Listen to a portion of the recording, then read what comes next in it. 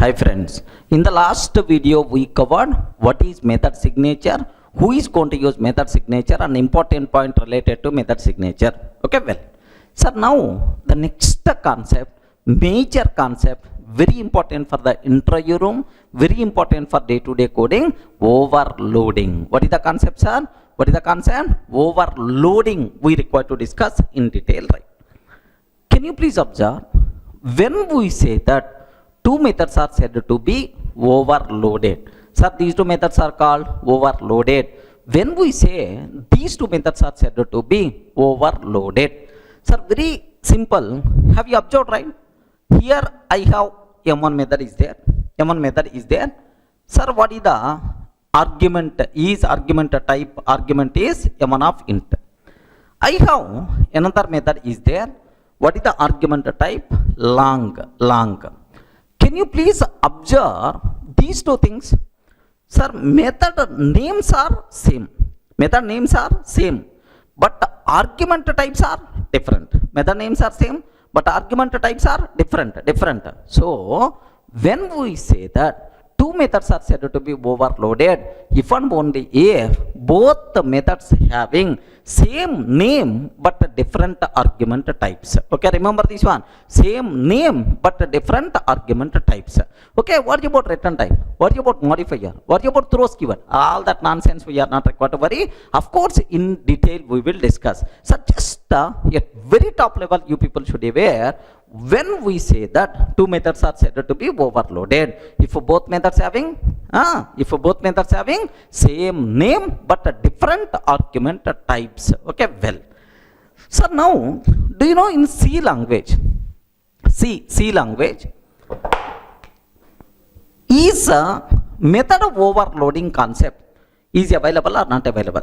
Not available, because C language is not object oriented. C language is not object oriented. That's why in C language overloading concept is not available. Okay, like that's why two methods with the same name under different argument types. So no such type of option. Are you getting? If you consider ABS method is there, sir. This ABS method is always applicable, sir, for int type. In C language there is one method is there named with ABS. ABS method is there.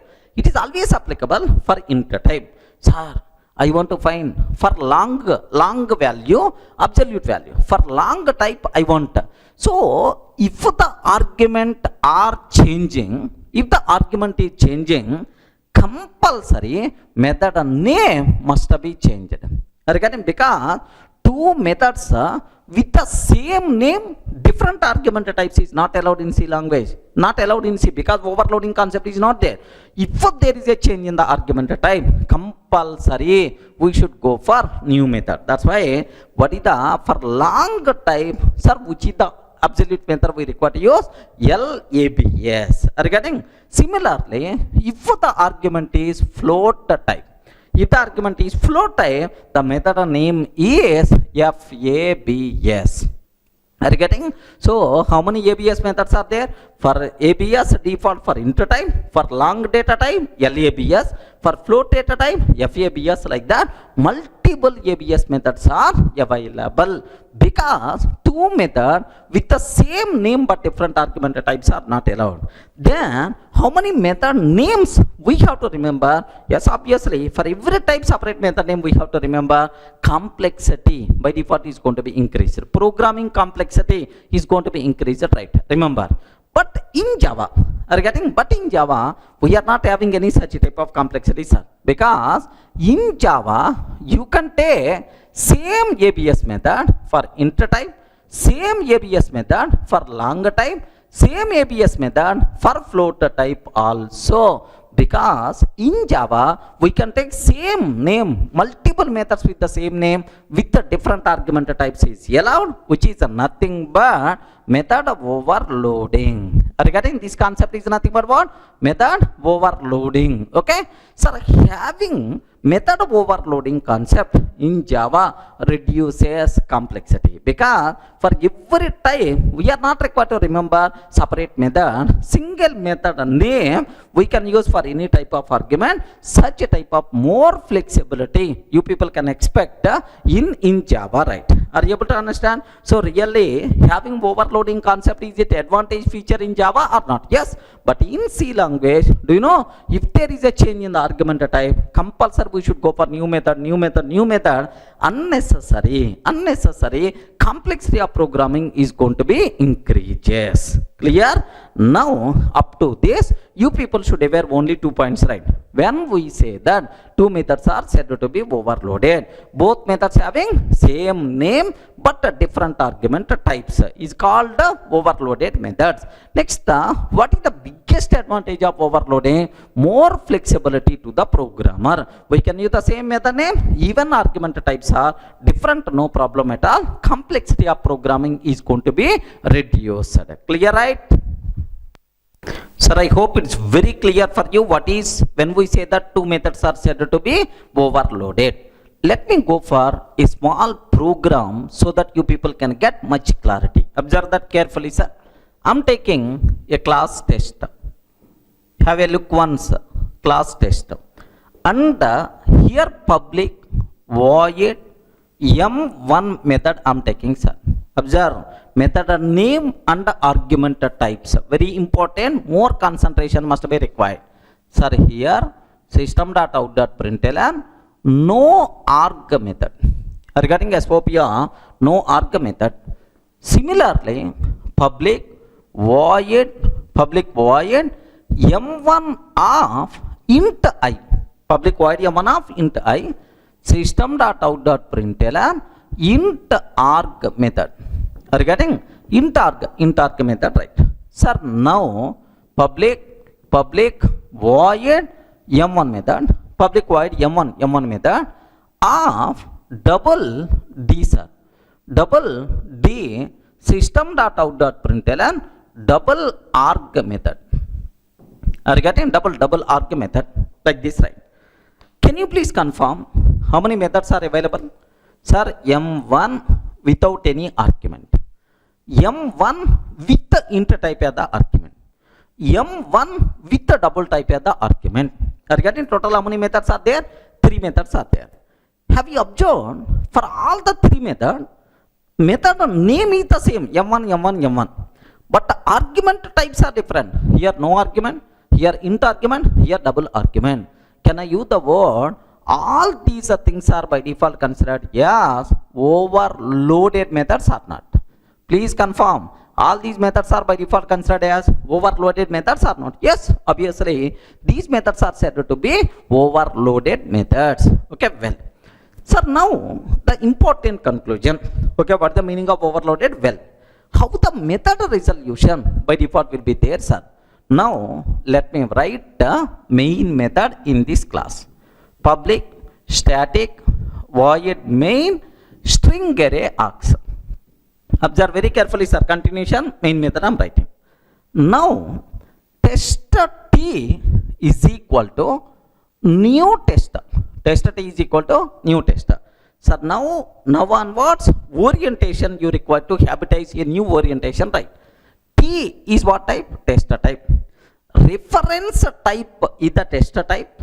Runtime object is a tester type. Of course, here I am using only one class. Sometimes reference type may be different, runtime object type may be different. But as of now, here same reference object type is also same. Whenever we are calling t.m1, you are calling m1 without any argument and t. T is what type, sir? Tester type. T is what type? Tester type. That's why immediately tester class m1 method, no argument method is going to execute. So what is the output by default we are going to get, sir? No arg method. Okay, well. Now t dot m1 by passing 10. T dot m1 by passing 10. Sir, do you know you are calling m1 and t. T is what type? T is what type? Test type. In the test class m1 method, which can take int type as the argument, this method is going to get in the chance. That's why int arg method will get the chance. Observe that. Similarly, do you know t dot m1, if I can take 10.5, if I can take 10.5 is by default what type? Double type.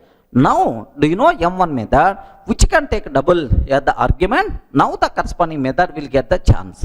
Observe that a bit very carefully. Sir, based on argument type, based on reference, automatically the corresponding method by default will be executed. So I hope is the clear for all of right? Sir, let me execute up to this and then I will go for very important conclusion. Sir, observe carefully.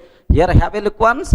I have no arg method is available. Sir, first method no arg method, int arg method, and then what the last one? Double arg method. Like 3 methods are there, sir. Now the point is inside main method, let me create an object. Test t is equal to new test I'm taking, sir. Test is equal to new test t dot m1. Are you getting t dot m1? Sir, have you observed? I'm calling no argument method. Then obviously which method is going to get in the chance, right? No arg method will get the chance. Observe that. Happily the code compiles fine. Now if I run this code, which method we will get the chances, sir? No arg method is getting the chance. Okay, well, now t dot m1 of 10, sir. T dot m1 of 10. 10 means int value. 10 means int value, right? Now, which method is going to get in the chance, right? Int arg method by default will get the chance, right? Sir, which method is going to get in the chance? Int arg method will get the chance. Similarly, t dot m1 of 10.5.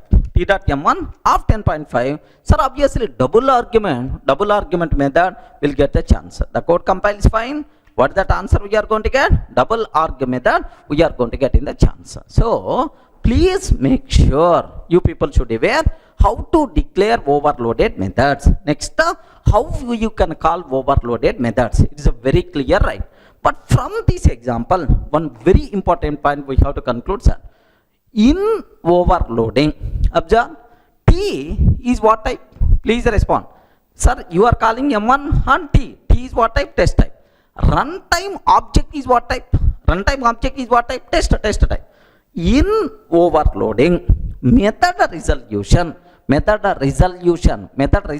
means which method has to execute. That process is called method resolution, sir.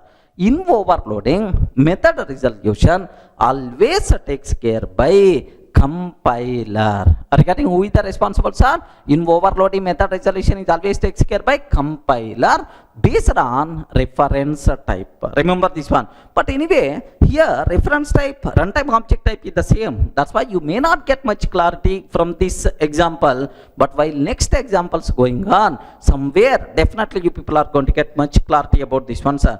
But please make sure you people should be aware. Sir, in overloading, method resolution always takes care by compiler based on reference type, but not based on runtime object. Sir, it's always going to take care by compiler based on reference type. That's why overloading is also known as compile time polymorphism. Regarding what is this one, sir?